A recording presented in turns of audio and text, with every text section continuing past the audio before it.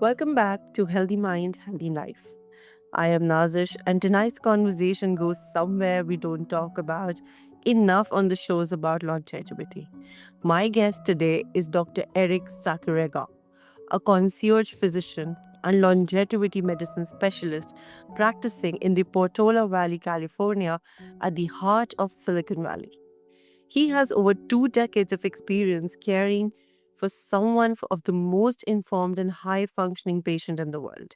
He's trained at in Emory, the University of Washington, and UCLA, has served in senior leadership roles at major Bay Area medical centers, founded Bay Mobile Care, and serves as chief editor of the procedures sections at the Medscape and WebMD. He writes at the Longevity Lens on drshakarga.com, where he engages people at their level with evidence based, honest medicine. So, tonight we're not talking about supplements or biohacks.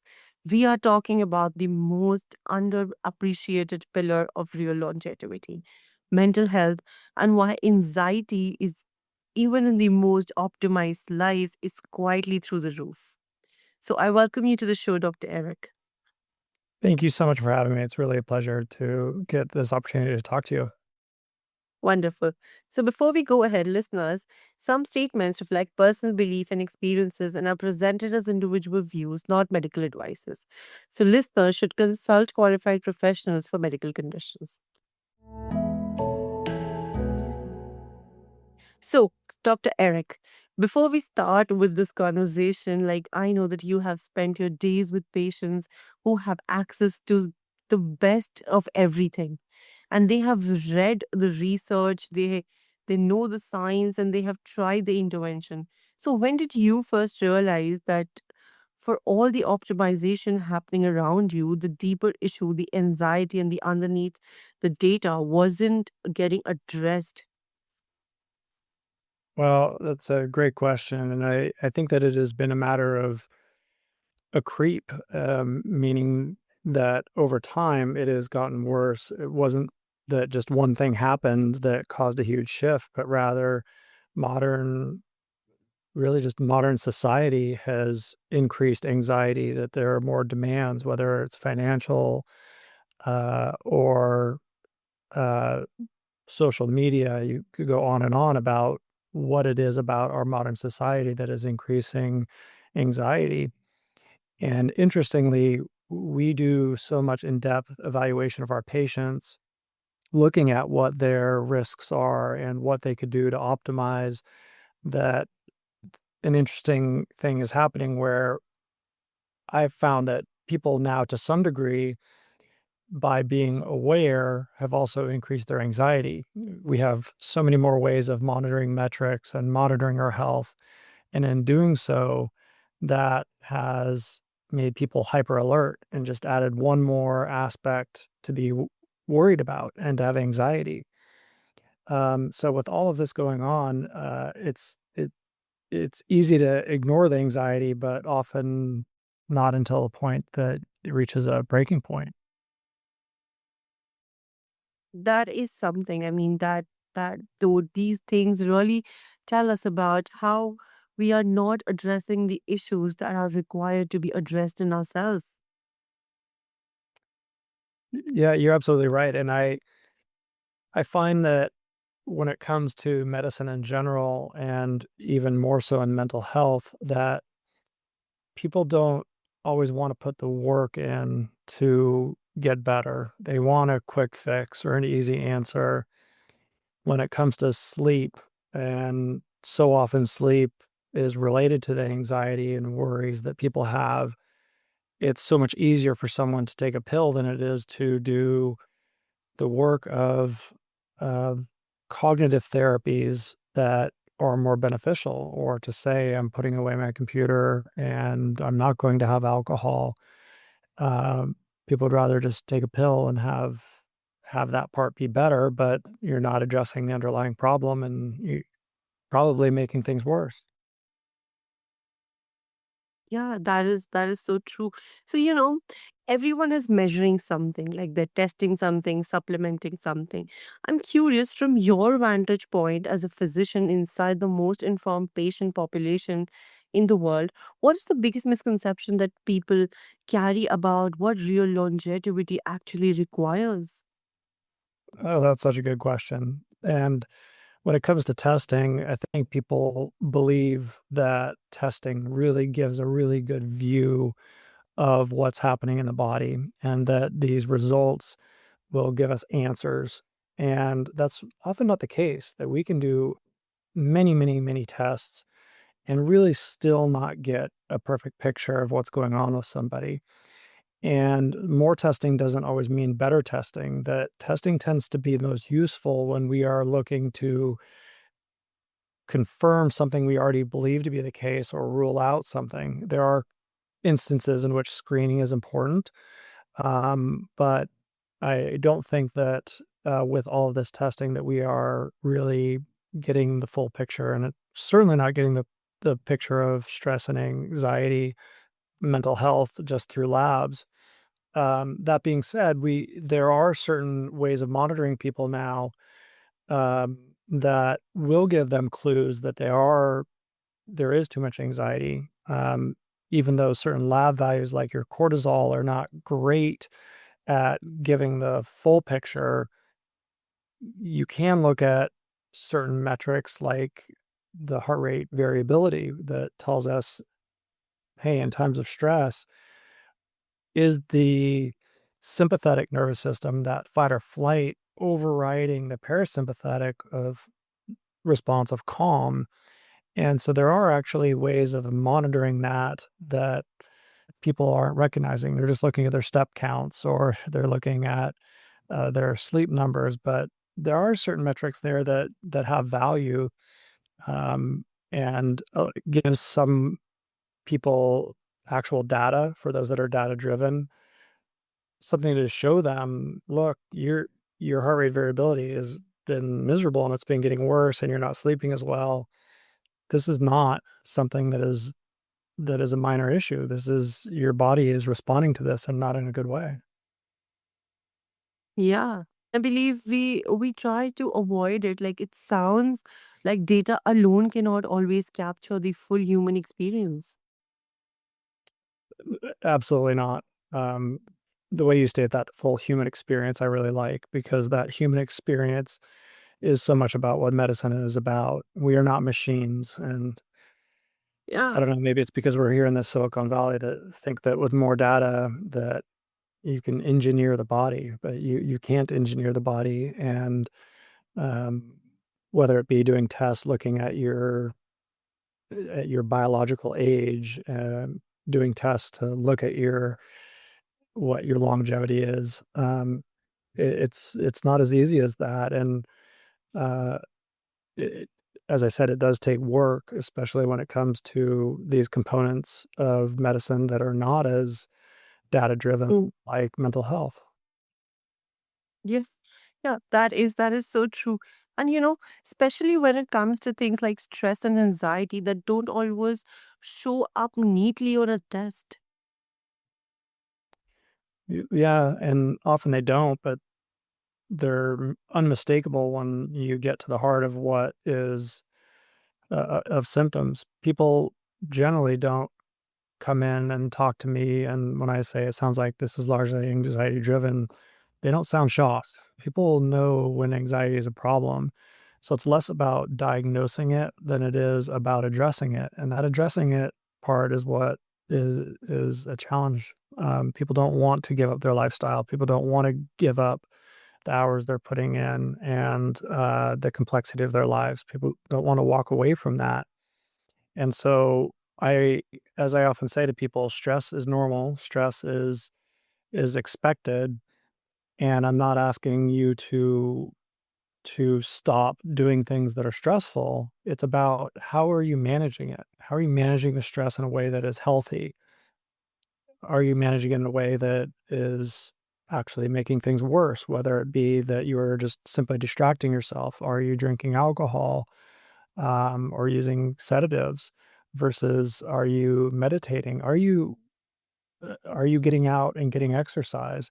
And then another part of that is just your social interactions. Such a big piece of mental health is about those social interactions and meaningful social interactions that I'm afraid that, again, in modern society, we're not as dependent on, and need to remain at the core of our lives. This reframe is really important more than people realize, like, because we have been sold longevity as a stack, a list of optimization series of metrics to manage. But what you are saying is something so much deeper than that, that you can have a safe, you can have a perfect APOB and still live in a body that feels unsafe inside its own. Yeah, exactly, and look, um, I certainly don't mean to suggest that there isn't value in what we're doing in longevity, because in the longevity space, we're recognizing that a lot of these tests that we do are very valid and are very helpful, and people aren't getting them done. It's less about them not being as important than it is to say that they are only part of the picture and that you do need to look at the whole picture. Otherwise, everything else won't matter. Yes, yes, that is so true. So, I think longevity has become a movement. Like everyone is measuring something and all these things are happening.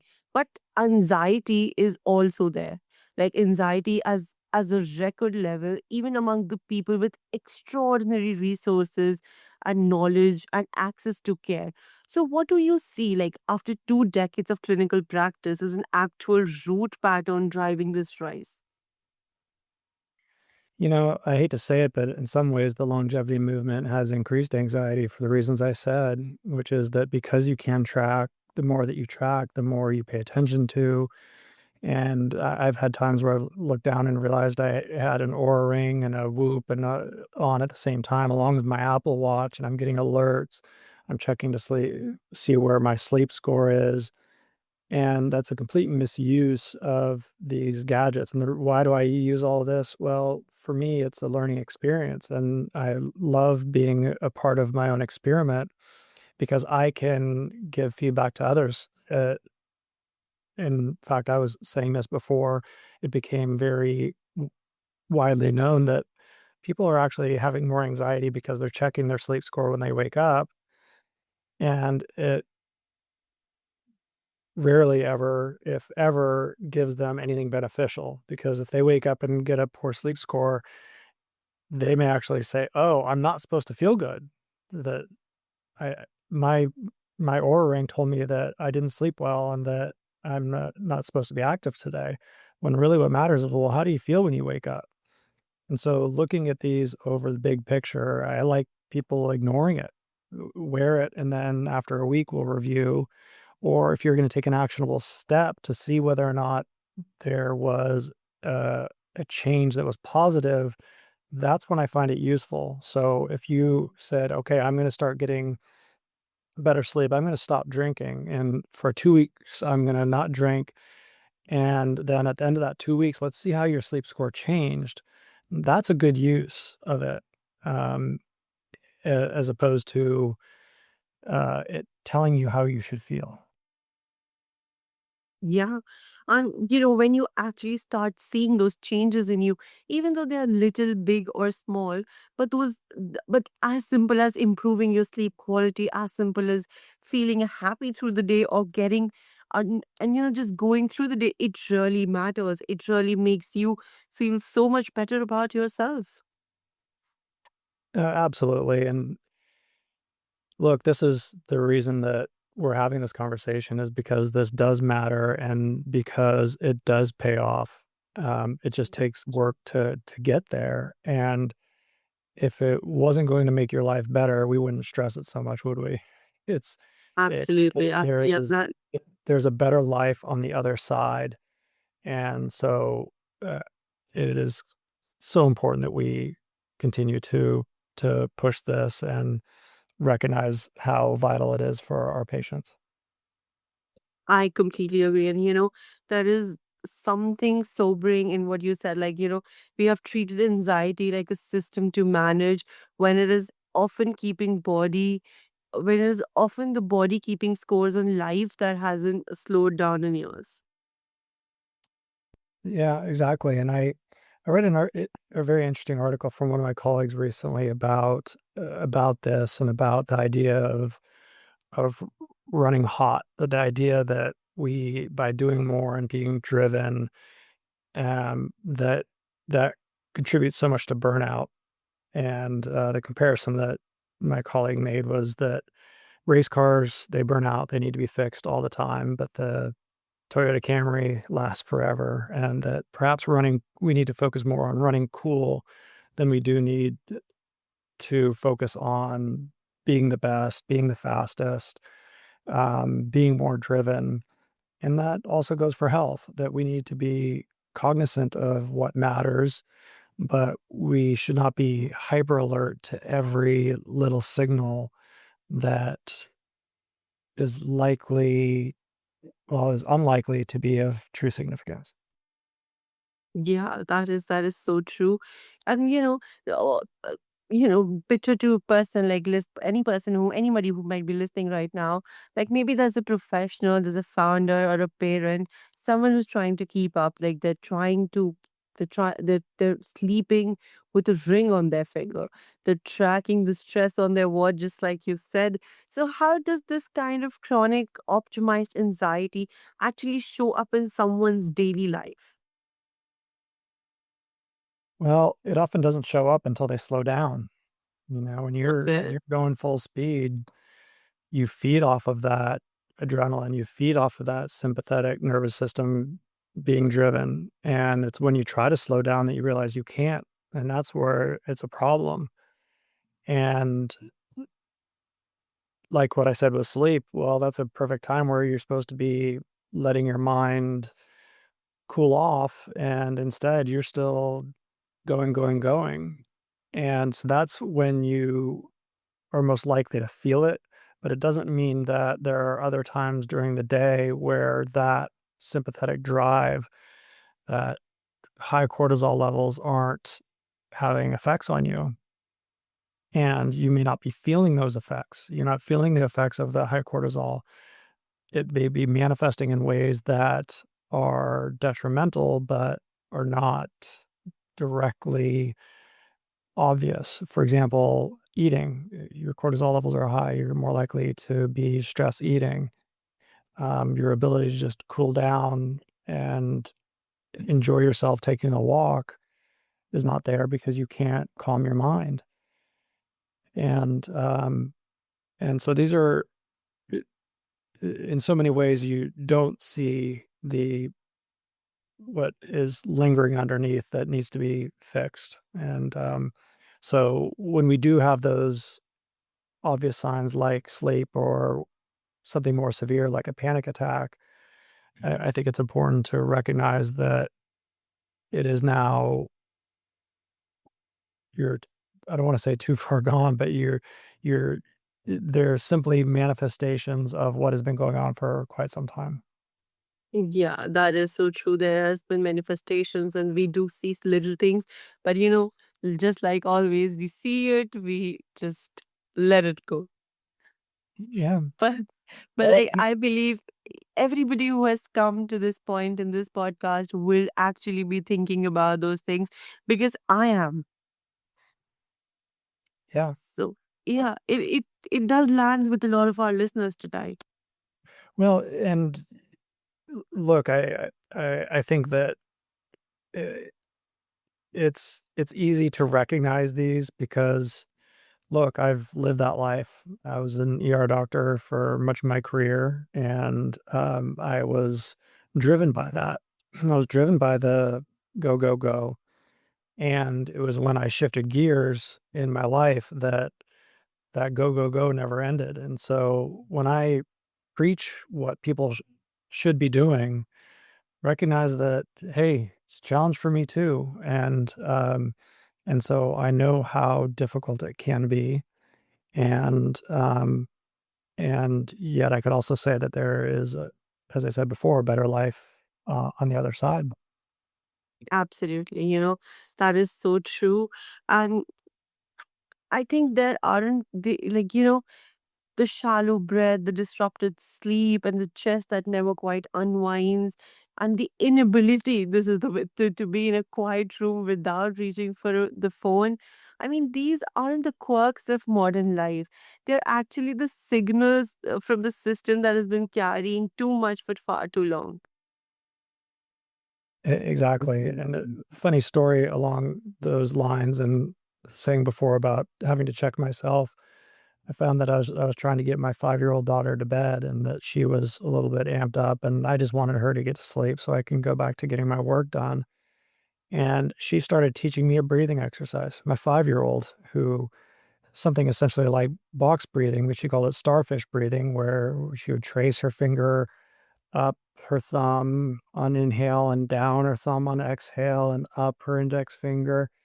It was basically box breathing, and I'm thinking to myself, "Wow, my 5-year-old is teaching me something, and not teaching me something that is just something bizarre she learned on TV." I mean, she likely learned it in class, but what a valuable thing to be doing for children, and it's times like this where you think, "Boy, are we what is it that we're teaching our children? Are we teaching our children about how to be on our cell phones all the time and how to not be present?" And we can learn so much from children who don't have that anxiety, and we need to make sure that we don't pass that on to the next generation. So, um, it's, it's a learned behavior, and it's learned because of our societal pressures and how we feel like we need to keep pushing and driving, but we still need to live our lives in a way that is fulfilling.